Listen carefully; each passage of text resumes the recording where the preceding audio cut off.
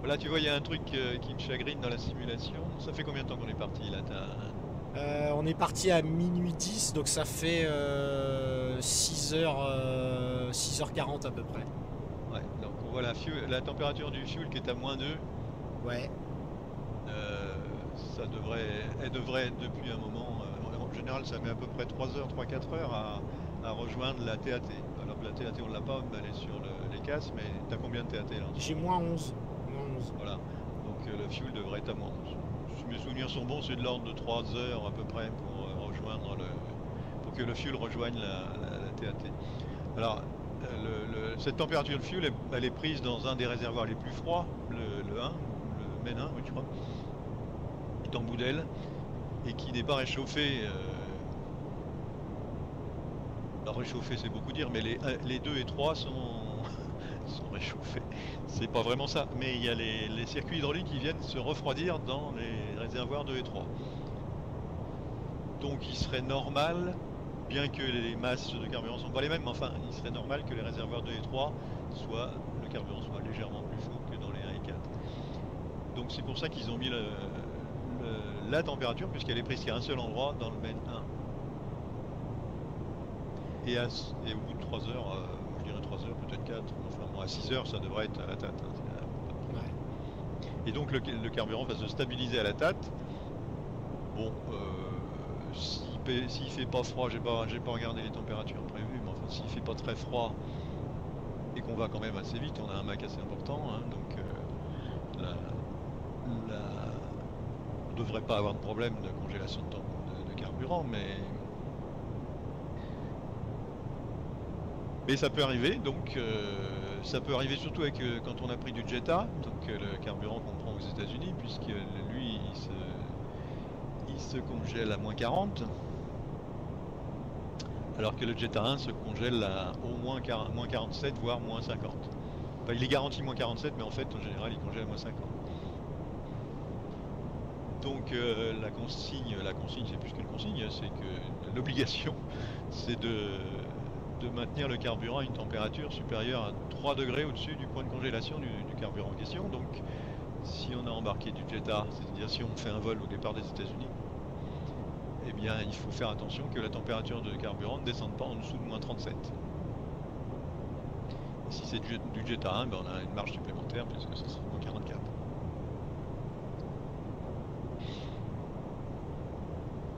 Alors pour le prévoir, ça, il faut regarder les cartes. Alors, je sais plus si les Tensid fournis par Simbrief ont les températures. Oui, il y a les températures dessus, non? Oui, Ah non, tout à fait. c'est dans les Avec les wind cartes des temps. ventes. Ouais. Les wind temps. Bon, en gros, l'échauffement cinétique, donc l'échauffement qui est dû à la vitesse, est aux alentours de 30 degrés. Hein. Bon, là, si on a un Mach un peu plus élevé, ça va être un petit poil plus, mais c'est aux alentours de 30 degrés. Donc pour arriver à -37, il faut avoir il faut trouver des masses d'air à -67. Bon, ça existe, hein. C'est pas rare, même des fois moins. J'allais te demander justement de nous donner un exemple comment on peut atteindre justement ce point de congélation parce que ça paraît tellement bas. Euh, Ah oui, oui, non, mais bon, là, comme enfin, vous savez, je sais pas si tout le monde sait, mais l'atmosphère standard, normalement, la température, elle s'arrête à -56,5, et puis c'est tout, ça descend plus. Enfin, ça remonte après, mais bien plus haut. Donc, sauf que l'atmosphère n'est jamais standard. Et des fois, il est bien plus froid que l'atmosphère standard. Alors, c'est plutôt l'hiver dans l'hémisphère nord. Là, on est en hiver dans l'hémisphère sud, donc on pourrait peut-être avoir ça. Je sais pas si tu... Attends, j'ai pas repris le plan de vol pour voir si... sur les wind temps, je vais te dire ça, au 3,90, on a du -56 à peu près. Ouais, -56. Ça va pas être un problème. Donc, -56. faudrait qu'on soit beaucoup plus bas que ça. Mais ça arrive, hein, c'est pas rare. Donc il faut, pour expliquer à nos auditeurs, enfin à nos viewers, la différence entre la SAT et la TAT, en fait c'est l'échauffement cinétique, hein, si tu peux peut-être en dire deux Voilà, mots, c'est ça. Michel.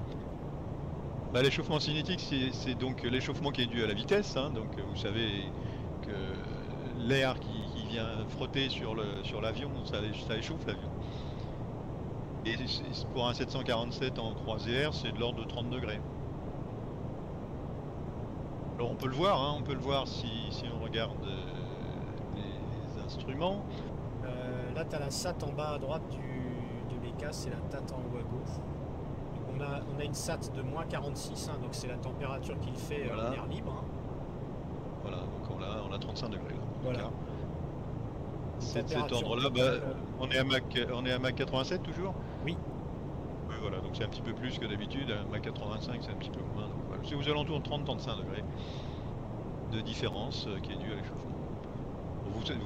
Vous avez tous entendu parler de l'échauffement cinétique sur Concorde, hein, qui atteignait des centaines de degrés et qui était un facteur limitatif pour le choix de l'altitude. Hein, donc, parce que il ne fallait pas dépasser quand même un certain échauffement cinétique.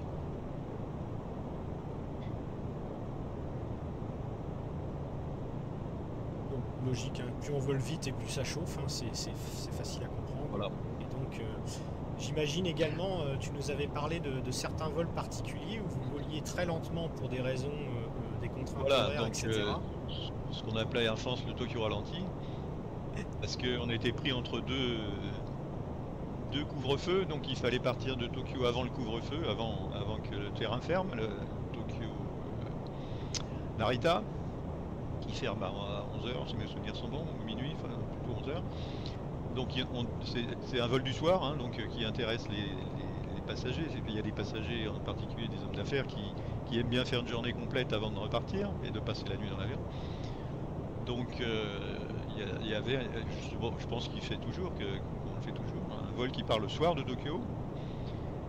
Et comme on revient vers l'ouest, donc qu'on suit le soleil, eh bien on arrive trop tôt à Paris. Donc pour ne pas arriver trop tôt, parce que c'est pas un vrai couvre-feu à Paris, mais si on arrive avant 5h30 je crois, il n'y a pas de personnel, donc il n'y a personne. Donc il ne faut pas arriver trop tôt, donc on ralentissait volontairement, on volait au maxi range dont on parlait ce matin entre autres, voire des fois moins.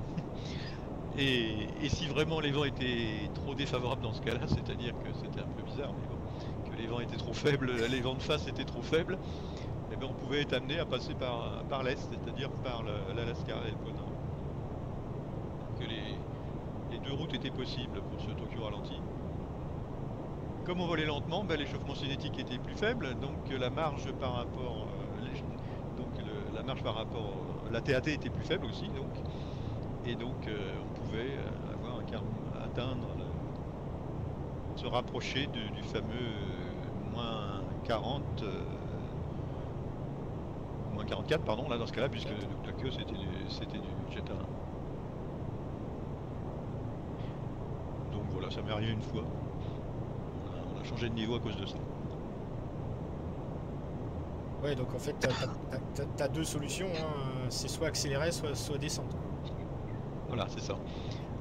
Donc, comme c'est pas facile à mettre en place, hein, parce que si tu es au-dessus du pôle Nord ou je ne sais où, enfin au milieu de la Sibérie, ça va pas forcément être facile de changer de niveau ou de trouver une masse d'air où tu vas avoir de l'air plus chaud.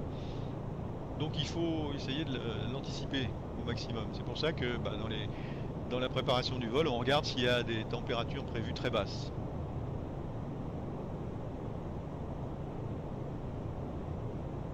Alors, donc tu parlais des différents types de carburant, donc le Jet A1 qui est le plus répandu actuellement, hein, oui. Donc avec un point de congélation à moins 47. Le Jet A est uniquement distribué aux États-Unis ou il y a d'autres pays À ma connaissance, c'est qu'aux États-Unis, oui. D'accord, d'accord.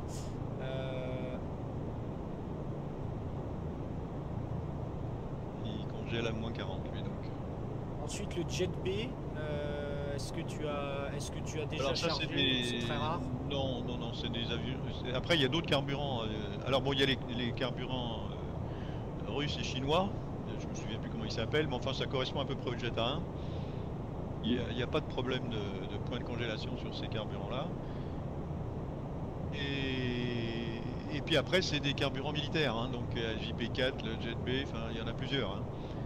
alors les carburants qui sont utilisés par les chasseurs et tout ça, c'est des carburants spéciaux. En principe, on ne peut pas les utiliser dans les avions civils, sauf consignes très très particulières, hein. Avant, il y avait des consignes, maintenant elles ont disparu. Enfin, maintenant, moi je parle de trucs il y a 10 ans, hein, mais ça avait disparu des manuels, hein, donc je crois que c'est même plus possible. Peut-être avec une dérogation très particulière si on s'est posé sur un terrain où il n'y a pas de jet A1. Mais maintenant, le jet A1 est devenu extrêmement répandu, puisque même les avions légers en prennent, donc c'est le carburant de base. Donc Jet A et Jet A1 pour les avions civils. Voilà, c'est à peu près tout ce qui existe.